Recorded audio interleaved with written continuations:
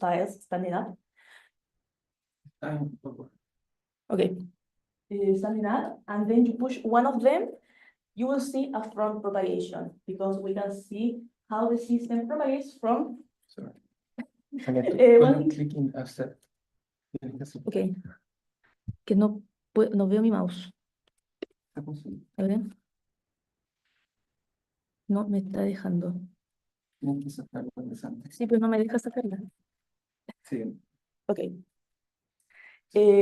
So we can observe how the propagation of the state from laying down tiles to standing up is going to propagate. And also, mainly focus on patterns as a way of self-organization. Here, I'm showing muscles as a byproduct of a phase translation, separation, and we can observe this kind of labyrinth pattern. Also, another... No me deja cambiarlo. Ahí está. Yeah, sorry for that. We can observe patterns, as I said, in different contexts because they are robust phenomena. We can observe from nature, for instance, in the fish scale, labyrinths, dots, and even as a result of a fungal disease, as we can observe right here in the trunk of this Boba and Amazonian, they look a little bit spirally. And we can go even to more related to the topic of this dissertation, as pattern in vegetation. Here, for instance, I'm showing in Namibia, principles and tiger bush stripes in the north of Chile. And of course, as we observe these kind of patterns in nature, we can observe them also in a controlled environment, such as a laboratory. And again, if you look to the slide, you can observe that we have the same kind of pattern, labyrinth in liquid crystal light veil, and even in chemistry, as the Belousov-South-Minsky reaction, and in biology, for the protein self-organization that from that kind of branches. Another reason of why studying patterns is because they are robust phenomena. They not depend on the plant or what are we seeing. We can see self-organization in shrubs, in trees, and in grass. And we can observe also in different parts of the world. For instance, Somalia, Sudan, Australia, and Chile. And again, as they are robust phenomena, they do not depend on the scale of the system. For instance, we can observe how the stripes from Somalia have a couple of hundred of meters of distance between one another, and the ones in Chile only by a couple of meters. They are distance from one, from one another. But the main reason to study patterns in vegetation is because they can be a climate indicator. Why? As we change the environmental condition, we increase the aridity, the hydric stress, vegetation can express these changes through the change in their morphology. For instance, if we imagine that we have a panel here of homogeneous cover of grass, if we decrease the source input, for instance, water, we can observe first how it will appear spots, then we'll have a labyrinth, and then dots. But at some point, right here, the tipping point of this bifurcation diagram, we will have a catastrophic shift that we call ecological catastrophe, where we will have suddenly vegetation, but from one segment to another, we will have no pattern at all. And we want to study on how to avoid this catastrophic ecology, this catastrophe, and in which part of this bifurcation diagram are we. So for that, the main objective of this thesis is to thoroughly characterize the dynamics of stripe pattern orientation. And we are going to do that through the secondary objectives to study the orientation of patterns generated by Tilacel and Becky in the north of Chile.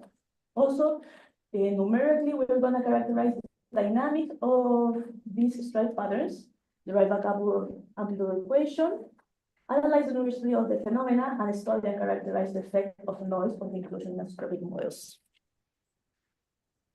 Now, the way I'm gonna divide my dissertation is three main topics: spatial orientation of the stripe patterns and the universality of these phenomena. Lastly, by the end of the presentation, I will talk of the effects of noise, but it will be very shortly.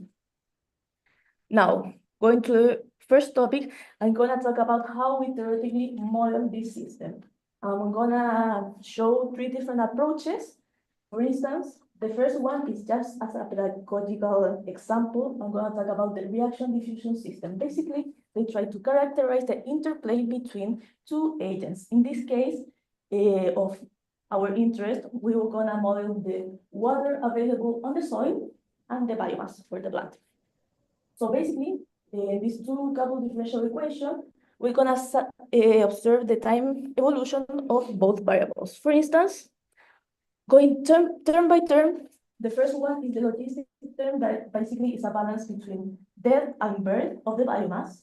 And we are gonna consider a seed dispersal of the biomass, modeled by a Laplacian term. The second equation, sorry, will be an equation that models the water evolution. And for that, we're gonna consider a constant injection of water that would be rain, for instance. We're gonna consider also the water evaporation of the system, and of course, the water intake of the plant. And the person that proposed this model, he said, like, we are located in a slope hill, and because of that, we're gonna have water flow going downhill, and that is the last term, the water flow going downhill. If we look closely, a little bit of this model that looks a little bit simple, but somewhat convincing because can have all the ingredients we want to model vegetation. We can observe first that he used periodic boundary conditions, as we observe right here, that are a little bit realistic because that means the domain is infinite and we don't observe patterns in the whole land that we are observing. And also, a little bit of time evolution, we're going to observe somewhat realistic stripes as we observe in panel A, but after some time, they're going to evolve to perfectly regular stripes that also we don't really observe in nature. So, having that in mind, I'm going forward to the next approach, is the pattern, is the local models. Here, I'm showing a very standard model for pattern forming system, but not for vegetation, is the Swift-Hohenberg equation. This was originally developed for the formation of convective rows and in Rayleigh-Bernard system, sorry, and mainly we only care about this pattern forming term, that if you look closely, is a diffusion, and hyper-diffusion, that means nabla to the 4th power, but carefully we look at the negative side, so this way we don't have only diffusion in the system, but a pattern forming. And again, we can observe different kind of morphologies for these patterns, going for spots, labyrinth, and some sort of mosaic kind of pattern. Lastly, the non-local approach. So this way we are gonna to try to characterize the long-range interaction between the plants. And for that, we have this coefficient M sub F and M sub C that are the non-local terms that take into consideration the kernel of interaction and the strength measured by chi as we observe right here. But nevertheless, we have some reminiscent kind of terms from the other models. For instance, we have a facilitation term, but this one is a logistic one also. Again, a balance between birth and death. And also we will have a competition term right here. But again, accompanied by this non-local term. And of course, this is an approximation of the real model because of space on the slide. I only added the diffusion term that will be, again, a seed dispersal, but if you observe the original article, you will observe also a non-local model, non-local dispersal. So, with that in mind, we're going to focus on the Dilancelan-Becky. Dilancelan-Becky is a plant native from Chile and Peru that doesn't have a functional root. The root that this plant have is only for anchoring, as you can observe right there. It's a tiny little bit root, but they are anchored into the sand. And they absorb water and minerals through the leaves. And also interesting fact about this plant is they live in hyper-arid conditions. That means basically no rain at all, less than 100 millimeters per year. So the question we want to answer for Tillandsia is if they are oriented towards something. As we can observe, this is a real image from Google Earth in the north of Chile, as we can observe right there in the map, the Atacama Desert. So one thing important to mention is that Tillandsia, as you can observe, they are really not covering homogeneous the space in stripes, but we have patches of Tillandsia. We have really defined boundaries. So keep that in mind that we have patches of Tillandsia with defined boundaries. For that, we're gonna perform a remote image sensing orientation to, again, have a clue if they are oriented towards something. For that, we're gonna perform this analysis with two very common variables, the wind and the topography. First, I'm gonna select a patch of Tillandsia. This is just one of the many that I analyzed. And we can observe that the pattern is more or less homogeneous. It's something in 120 degrees of orientation. Now, we move to a topography that we collect thanks to the NASA database. We collect the gradient of the slope. And that's why we observe different arrows that are going into this kind of spot or place. And we observe that in this case, this patch of Tillandsia, they are located in a hill. Now that we have defined these two angles of orientation, we have the angle for the pattern and the angle for the gradient of the slope, we can have this difference angle that I call delta theta, as we can observe. Again, by analyzing several patches, we observe and we have as a result this histogram. It's a bimodal histogram, but we don't really have defined angles to say, okay, if they are perpendicular to the slope or have any kind of preference orientation. And to quantify this histogram, having like a real number for the correlation between these two variables, we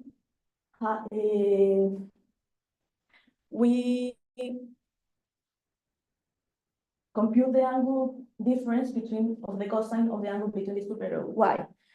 If you have two variables that are aligned, they have the same angle cosine, or that angle will be close to 1, but otherwise will be close to 0. So if we take the superficial average of this cosine of different angles, we observe that yes, indeed, there is close to 0, really no correlation at all. And because Tillandsia is located in the Atacama Desert, we have this natural phenomena that is called Camanchaca, that is a fog that comes from the ocean and moves inland. And now, again, having the same kind of patch, we have, again, the same kind of orientation for the pattern, but using, again, data based from NASA, we have the wind duration that I call big gamma. Again, computing the angle difference, in this case it's called delta theta, we have this histogram. But compared to the other case, we observe a trimodal distribution where the three main peaks are in 90 degrees, 97 degrees, more or less. No, sorry, yeah, 97 and 83 degrees approach. So now we can say, okay, that we will have perpendicular stripes that are aligned to the fog direction. And also we have oblique stripes. Again, to compute and have a quantity, we perform the same procedure of computing the cosine of the angle difference, and we observe that indeed the angle, the result of that cosine is close to 1, meaning that both variables of the fog and the pattern orientation is close to 1. Also, a really important fact about this histogram is that we are observing coexistence of these two patterns. We can observe how this orientation, the horizontal and the oblique, coexist in the same piece of land. Now, we have the real data analysis, we can now compute and generate a model, a theoretical model to see if we have some sort of mathematical explanation. So for that, remember, I'm gonna take the non-local model, but we are gonna approximate that model because it's really computational expensive. So for that, I'm gonna perform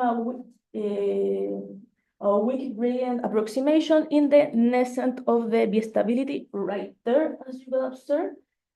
The weak gradient, yeah, I already said, and also we are going to consider a strong anisotropy because of the fog in the system.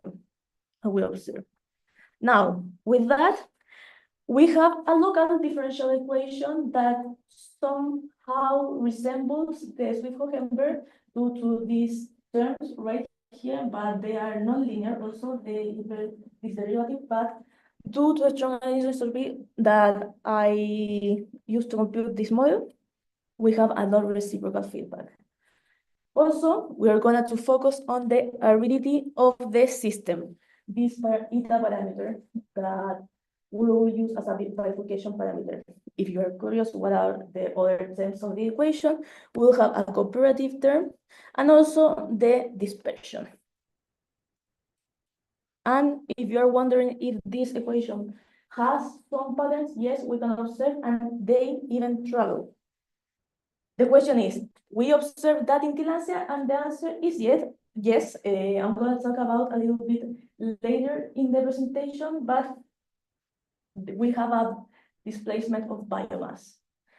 One important fact about this is, as I said, Tilancias, they're organized in patches. We have defined boundary conditions. Therefore, these vertical axes are Dirichlet boundary condition, no biomass.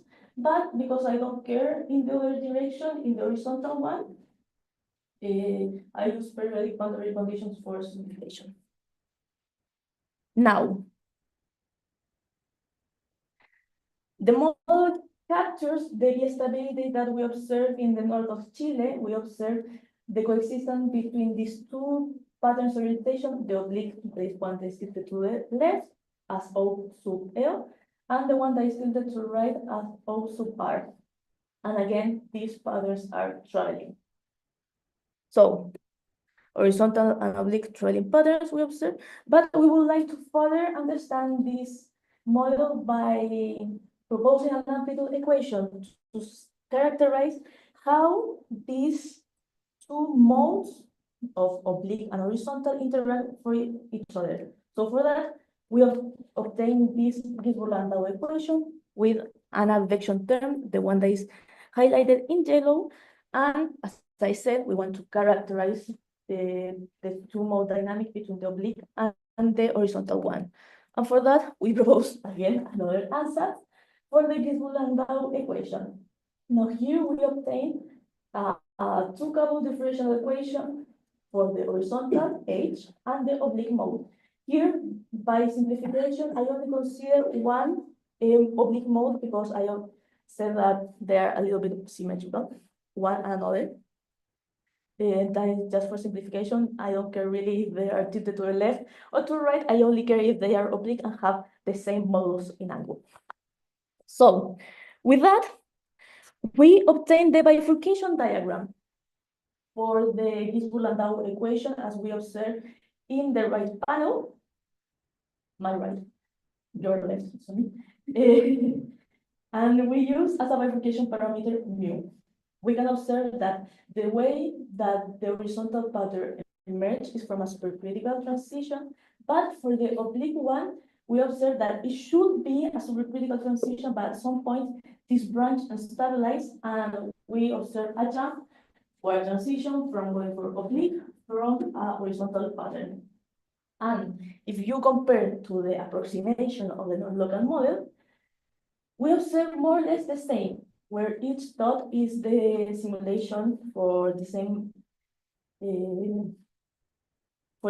initial condition, and again the same, a supercritical transition for the horizontal and some sort of supercritical, but at some point it gets unstable. So why does this happen? If we go to the couple differential equation and move into the phase portrait, for the mode H and O, we observe that first, the horizontal The horizontal mode, that blue dot, is stable, as we observe right here.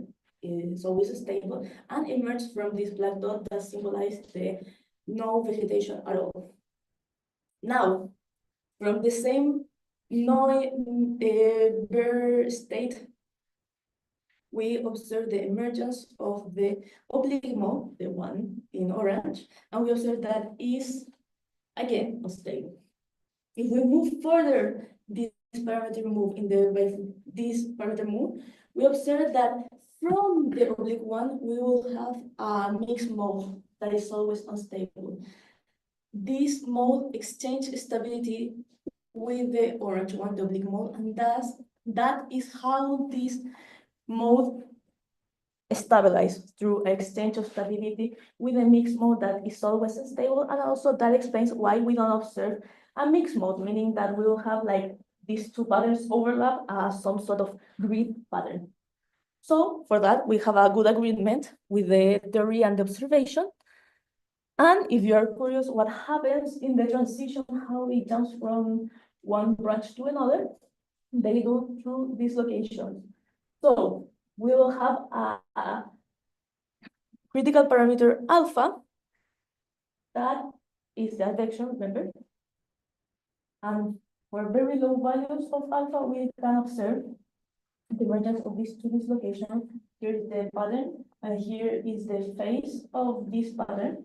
We can observe right here in this location, and we can observe how these two propagate upwards and horizontally too, because remember, these are periodic boundary conditions. Now, here goes the video, and we can observe how they transit from going completely oblique to horizontal stripes. We did not study further this transition, but we have a little bit of a characterization, and yes, indeed, they move uniform in the Y direction and in the X direction. Now, as I said, Tillandsia displays in the desert. We suppose that, and for that, we want to check if that is true. For that, thanks to Wheeler, we have pictures from different years from the same place. We need to align these two, this set of images, and once they are aligned, we can estimate the displacement. So here I'm showing, for example, a picture taken in 2006 and 2009, and if we overlap these two images, we can observe, yes, they displace, okay? But this is not really an argument. We need to quantify it. For that, I will consider three main assumptions. First of all, is that the patch of Tillandsia, they move uniform as a block. We will not have different direction this way. And they will move perpendicular to the stripe orientation. This way, I can compute the difference, the distance difference between one peak and another, as I observe here, going column by column. This is the distance that I compute. And also, I will assume that these plants are not fast enough, and they move less than one wavelength of the pattern. This way, I can define a radius of tolerance. I can compute the distance between the same peak, but not with the neighbors one. And with that, we have an estimation of the speed, the displacement of Tillandsia, and it's more or less 14 centimeters per year. It's very slow. But again, as you can observe right here, this is an approximation, because if you look in this panel, you can observe the error bars are 300 centimeters of displacement of error. So this is the approximation, and we can observe that, yes, they displace. So, as a conclusion of this first part, plants orientation, specifically of Tillandsia, depends on the fog direction and not of the topography. We have observation of P stability between the orientation horizontal and oblique. We have orientation also, I did not mention that, but if we go to the bifurcation diagram, I move the RED parameter, and you can observe that if we increase the agility or we have less resources in the system, we observe the emergence of more orientation. So a healthy ecosystem should be only horizontal, but due to the fact that we also observe oblique stripes, they mean that can be a climate indicator once we define what they're oriented towards.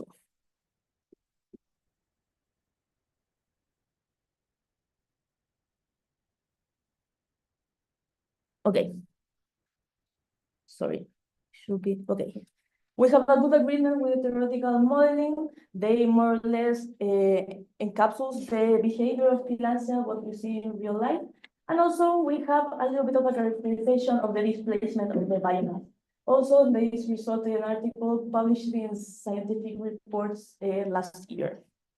Going to the next topic of this talk is the universality of this transition between the horizontal pattern and the oblique.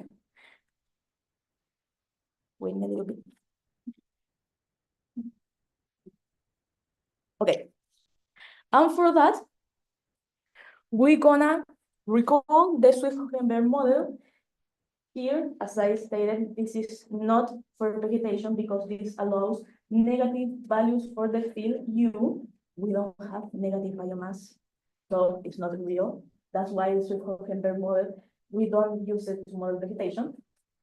And this is isotropic model, and we can observe in the Fourier space in the panel A, if the modes meet the criticality condition to emerge a pattern, all the dots that are inside this ring can be a patterns orientation. We can have a completely horizontal pattern, different oblique modes, and also vertical ones, as we observe right here. So this model is also used for modeling liquid crystals and hydrodynamics, o sea, water dynamics, basically. So with that in mind, we want to observe what are the effects of adding anisotropy. And how I did that? By introducing an imbalance in the diffusion coefficient. And we can observe that depending on the value of A, we can privilege the vertical patterns or the horizontal ones. Of course, we are interested in the horizontal ones, so we're going to choose a negative value for A. And just to check, the isotropic Swift-Hohenberg and the imbalance, or an isotropic one, we observe for the different parameter regions, but for an horizontal and oblique one, the stability between both of them, and also for the isotropic case. They are a little bit different, and they are also static because we don't have an advection term, but we are only trying to characterize the dynamic between these two patterns. So, with that in mind, we compute the bifurcation diagram for the isotropic and the anisotropic. As we can observe for the isotropic one, both oblique and horizontal patterns emerge and die from the same point in the parameter space. In this one is epsilon, the linear parameter, and that is due to the fact that it's an isotropic model. But if we add enough anisotropy, we can observe the same behavior that we observe for the vegetation case. The horizontal pattern will emerge supercritically, but the blue dots or the oblique patterns will at some point become unstable. So one conclusion for that is that for having this kind of transition, we need anisotropy in the system. Otherwise, we will not observe, and the drift can influence a little bit the point of bifurcation, but as we observe here, it doesn't affect at all because we don't have drift. So for that, we try to also do an experimental, and this is the liquid crystal light veil set up with optical feedback, where basically we have a liquid crystal and interacts with the laser light and through the optical fibers, this bunch of optical fibers. Here we met a as very good mirror, as a bright cell, if I remember, and can inject back to the liquid crystal so the liquid crystal can see itself. So we tried with the help of a colleague to observe that, and sadly, or maybe the only good thing that we obtain for that is we observe the stability between these two patterns. Here, for instance, by turning on and off the voltage, we observe the coexistence of the horizontal pattern that is static and the oblique one, wait a little bit, right there, that is drifting downwards, as we can observe right here. So with that, the transition that we observed earlier for vegetation is a byproduct of anisotropy. So all anisotropic systems should be able to observe this kind of stripe patterns transition between the oblique and the horizontal. And also we observe experimentally the stability between these two patterns. Now, for the last bit of the dissertation, I'm gonna talk about the effects of noise if we add to this kind of vegetation system. So, first I would like to introduce 3 different regimes for systems that has advection. First of all, this is all studied by Deisler in the 80s. But basically, if we analyze the eigenvalues of the system, we can define 3 regimes: the absolutely stable, the absolutely unstable, and the convectively unstable. The first one is characterized if you perturb a solution, the system will try to flatten out and stay in the same solution.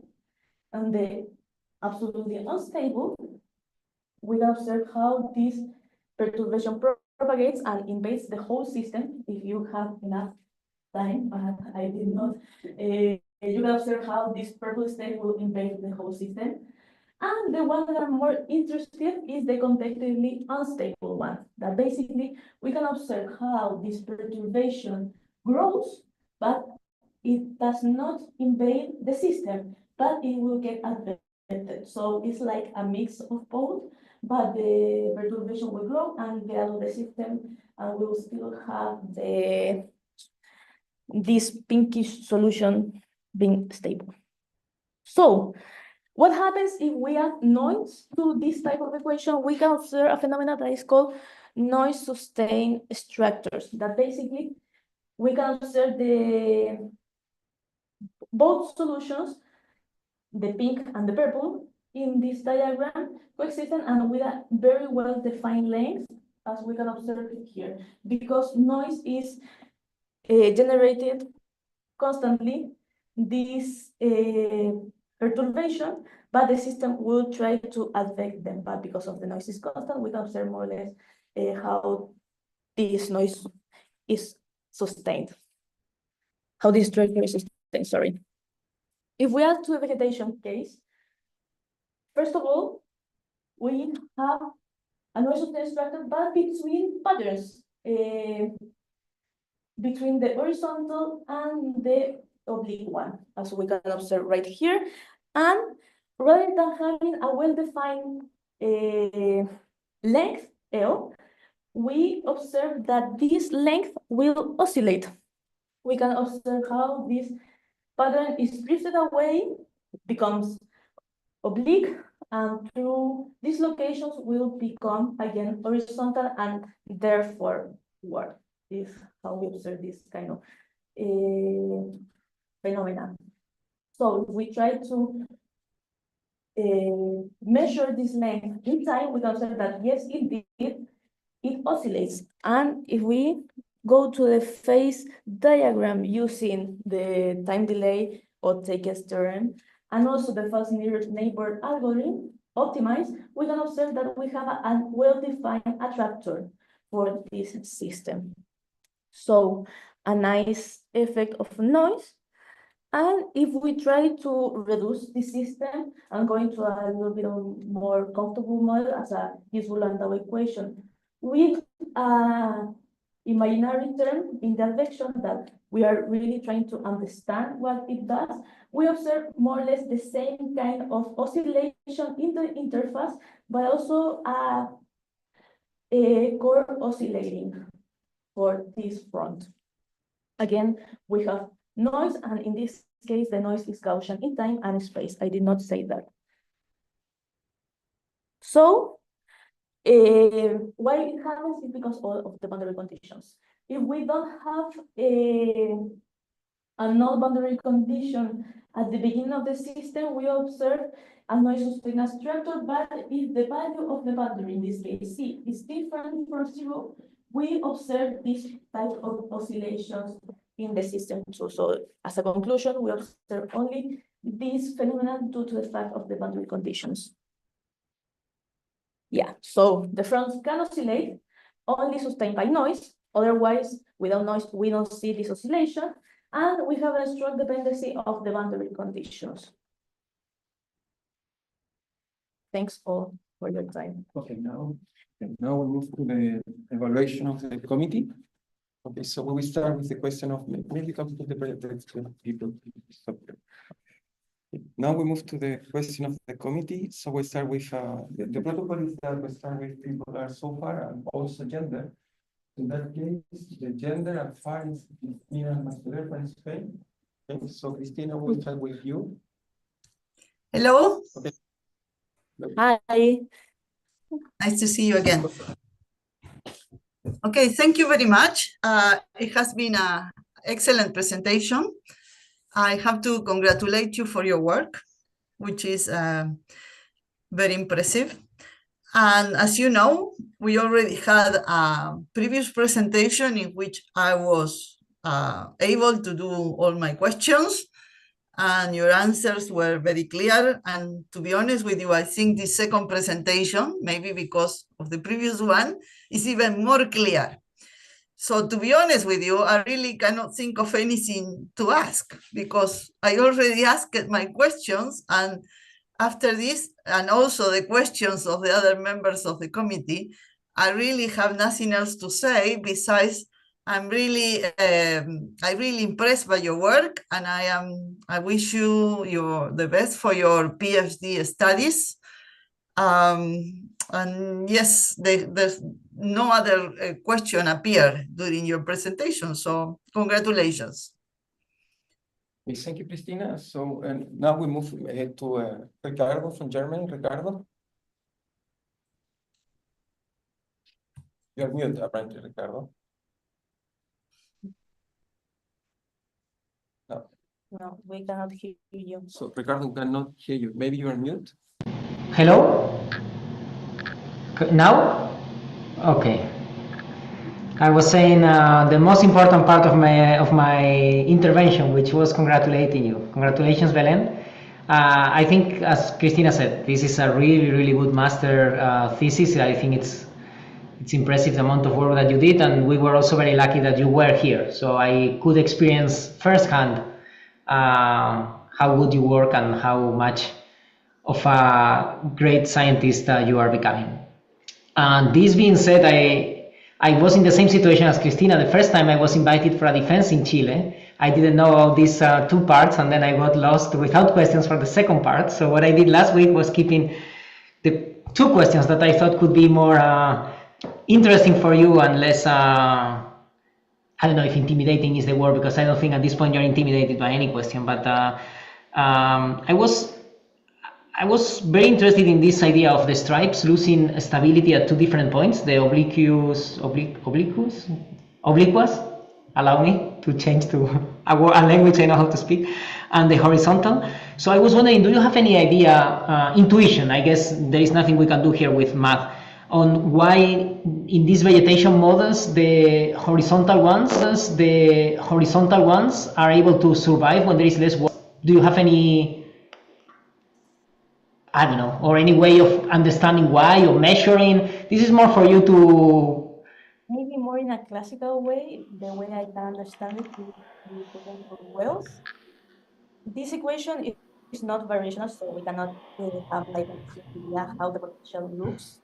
But I believe that the potential well for the horizontal conference is bigger. So therefore, it's more stable. Okay. That stands to me at least at this point. Okay, and then just a very, very small one about the biostability of the stripes. So when you want to look for this bistable region numerically, so were showing us the blue and the orange line coexistent. How do you look for those numerically? You just check different initial conditions and see where they go, or you do continuation of solutions? How do you? Was a mix of both. First of all, by having the same initial conditions, but buttering a parameter that was assigned, in this case, the Paris, if I'm correct, I observed that I have the advection. It was the first try with it. Yes, we observe, okay, by changing the advection, we have these two orientations. So what I did is, okay, let me check for stability. So I give as an initial condition the oblique one that I already have computed and see the time evolution. And we observe that, yes, they are bistable. That's how I did it. Then giving the final pattern of the time evolution, we give it as initial condition for the next parameter. So it was like very poor continuation. Okay. Yeah, so yeah, those were my two backup questions from 2 weeks ago. Again, congratulations for the great work. Best luck here in Germany, both professionally and in the country. It's a very interesting and nice country, so we are looking forward to having you closer. And congratulations again, Belen. Now we move to Professor Mustafa from Belgium. Mustafa. Oh. Good morning, everybody. Good morning, Belen. Thank you very much for the nice talk, nice presentation. I think I'm like Christine. I already asked a lot of questions. The private defense. I think I don't have any further question. I would like just to congratulate you for this beautiful work. This is an outstanding master thesis, I would say, with publications. The presentation was extremely clear, and I don't have anything to say more. I wish you a very brilliant future for your career in the PhD first and maybe also postdoc after. And thank you very much for all of you. Okay, now we move to Santiago. Now we have to go with Daniel Scott from the University of Science. Daniel. Well, congratulations, too. Okay, we'll try to make some questions.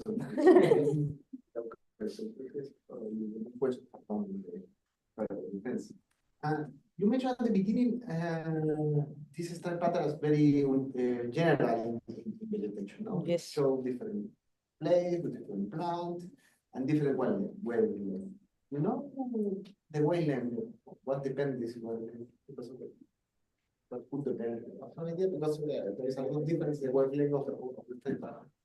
I know you're just focusing on the orientation, but I would probably say of the root size and the canopy size, because depending if it's a tree, will have bigger roots, so they will try to stay as close but as far as possible, so they can cooperate, but also not compete that much. So I will believe that is the root in these cases.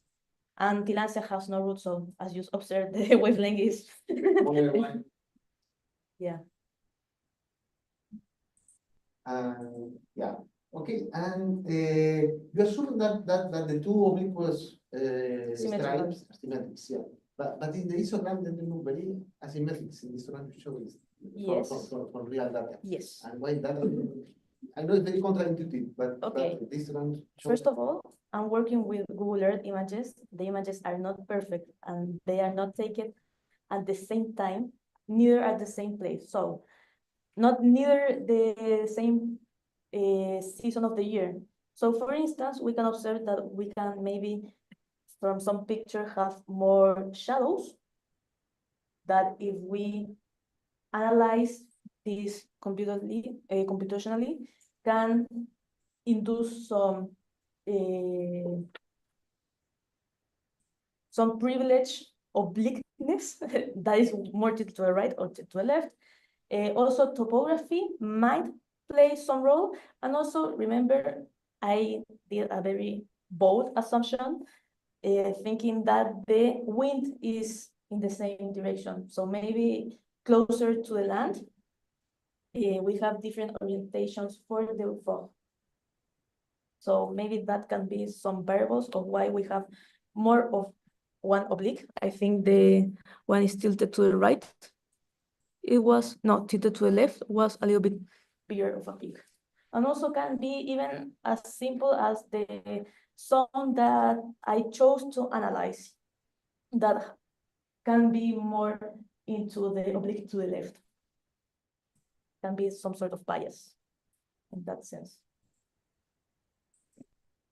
Okay. Yeah, and it's again for something similar to the private, but not the same. About you show good noise, but simply switching between obliques and horizontal. No? Have some idea or maybe it's a complicated numerical task, but some idea how many times the system spends in one solution or the other to the indicator what is the preference pattern. I think I just use it in a different way. Okay, without noise, both patterns are bistable. Yes, exactly. In that regime. But with noise, you chose some switching. So you can say both are stables. But if you do, I don't know, I need to run the idea. No, I did not. Yeah, I did not perform like a time analysis for that. Yeah. But we can observe that more or less in general, the oscillation of this characteristic length L is really regular. So I would say that a very naive maybe answer for that is that they are alternating more or less the same time because of this regular motion that we observe, regular oscillating motion. Yeah, because it's very interesting because clearly, I don't know, maybe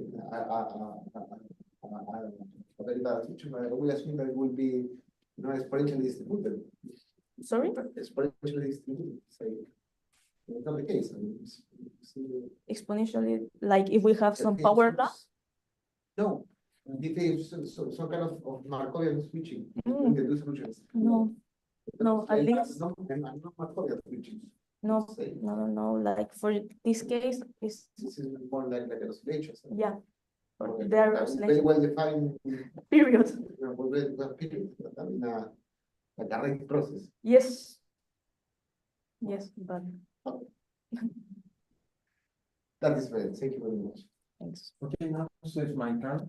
So okay, first, well, I'd like to congratulate again. So I'm very proud for your work. I'm very happy. I say in private several times, I think you have a lot of potential. You must improve this because really I expect more from you. You are really good. I think you are maybe excellent. You try to use your really potential. Okay, so don't never forget that. So maybe this is my last time to have asked question as professor. So I have questions. Okay. Go on. So my first question is: imagine now if we put Tilanza Lambert in Santiago, which is arid, or maybe semi-arid now.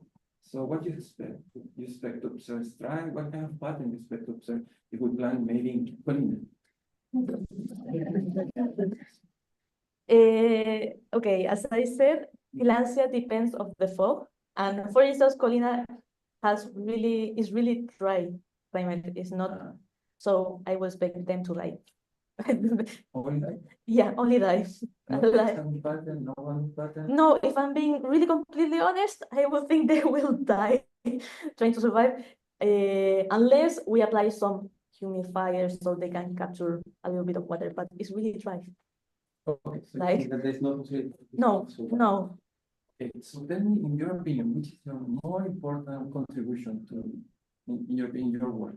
If you like to say only one sentence, which is your I main think contribution? the observation of the stability in the tillandsias in real life, data using a very simple method by characterization the orientation. We observe the stability in nature. Okay, then, so now we move to the public. So if there is some in the public have any questions to Belen, but also have a Question.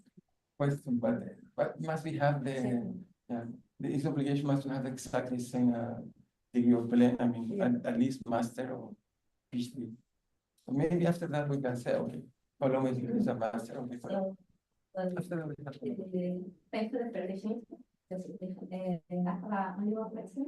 Do you think these models also you can use in other songs like rainforest or something like that? Because you have a I don't know, it's new term is right term. The ITA in this case, ability term. So if you change the opposite one, what do you think? Because in the rainforest you have trees, it's very different from this. But if you look from above, it's really homogeneous. So we have the homogeneous state, but remember that model is an approximation of the non-local one. And also we have some strong assumptions, for instance, the strong anisotropy. So going to the case of the rainforest, I don't know if I can say I have an anisotropy in there. So I will believe that it doesn't work unless you have a proof that we have anisotropy in that system. For example, in the sea floor, you have plants. Yes. Like what's the name of the plants? Seaweeds. Seaweeds. Yeah, seaweeds. And in seaweeds, you know if it studies. Yes, I know they study pattern formation in seaweeds and they observe patterns. But they're not the same pattern. If I remember correctly, they observe some spots, if I'm correct, dots, but patterns, and I don't remember what variable they try to use as a bifurcation parameter. Maybe it was the oxygen of the water or the nutrients in the water. I will not feel confident giving like, yes, we have the same stripes. No. That's something. Okay, there is another question. That's not the case, so the committee have the last opportunity to ask question. If any have any question, Yeah, some general questions if you want to ask. What happened with the anisotropy in the case of spot or walls? We also observed that kind of pattern, but I did not study that much. I observed it in simulations. Yeah, you put anisotropy, for example, to a spot, what happened? I will believe that they probably will be elongated in some direction. They will solve, Be elongated. okay, in some- elongated. They will stretch at some point because of the anisotropy, so they will not be completely. They will move. Maybe they can move. I don't know. I don't remember. I only remember that I observed them. But if they move or You not, observe the formation, but Yeah. you didn't measure it. yeah. okay, and any person of the committee, oh, everything's okay? Want to check? Okay, apprentice, okay. So, voy a pedir entonces al público que pueda entonces dejar un poco la sala, vamos a deliberar y los vamos a invitar para el resultado final. Y ahí sí vamos a poder hacer más observaciones, todo tipo. También.